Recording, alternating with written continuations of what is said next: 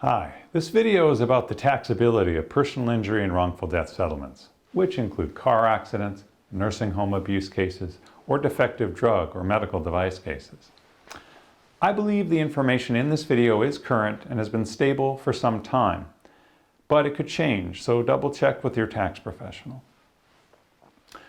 While whatever money you may be receiving in settlement for an injury or death in the family is not worth what you've been through, it is the best that our system of justice can do. One of the things that is so frustrating for people is that the system decides that their injuries are worth X amount of dollars. Let's say, for example, $100,000.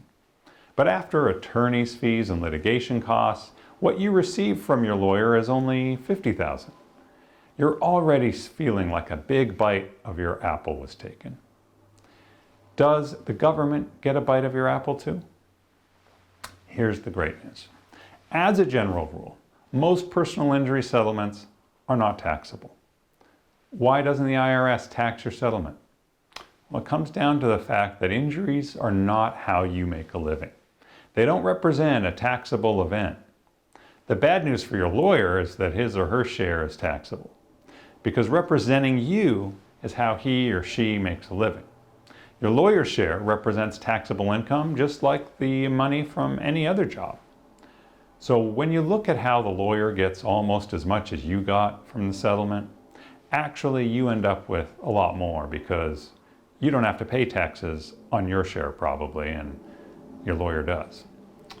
I'm going to go over some of the exceptions to this non-taxable rule that the IRS wants you to be aware of. The biggest exceptions are if a settlement contains an amount for lost wages, and that amount is specifically allocated. Now, 99.9% of the time, settlements are just one lump sum. There's no telling how much is specifically for your physical pain or your emotional distress, for your lost wages, your future medical expenses, etc.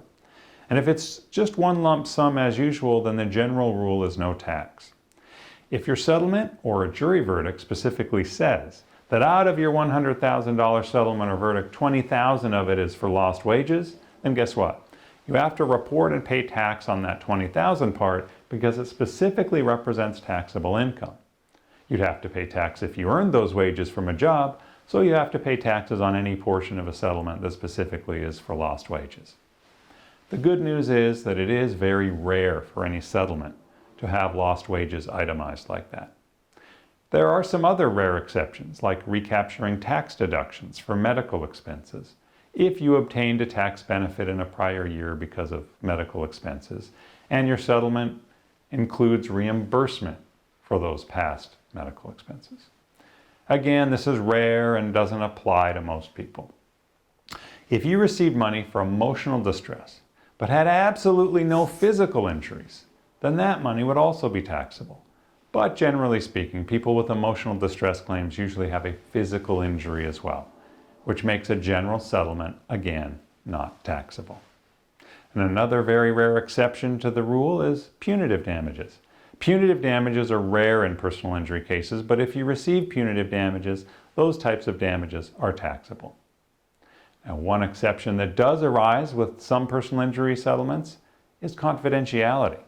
If the defense wants the settlement to be confidential, then the IRS can take the position that some of the money that's being paid in the settlement is for confidentiality and not for your injuries, and that portion would be taxable. So be careful before you agree to confidentiality. What I do to help reduce the chances of a tax issue for my clients is that if we're going to agree to confidentiality, we make it reciprocal. Both sides agreeing to keep the settlement confidential. That way it's not one side getting it only, which could indicate that they're buying it.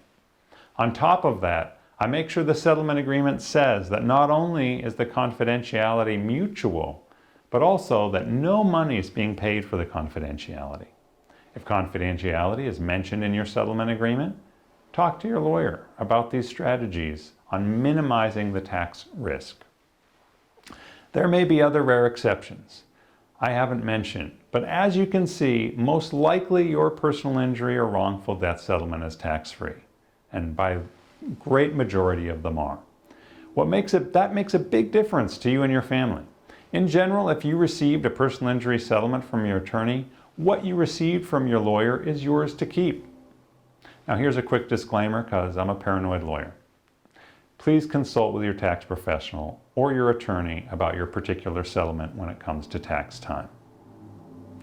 Last disclaimer is that this information applies to personal injury and wrongful death settlements generally and does not apply to things like employment law claims. If you have a claim against your employer for overtime or unpaid wages, your settlement is very taxable because you would have paid tax on those monies if you had been properly paid without a lawsuit. I hope you found this video helpful. For more helpful lawsuit tips, like TheLawFirm.com on Facebook and return to TheLawFirm.com to check out our new content. I wish you good luck with whatever challenge you face and good luck with your case.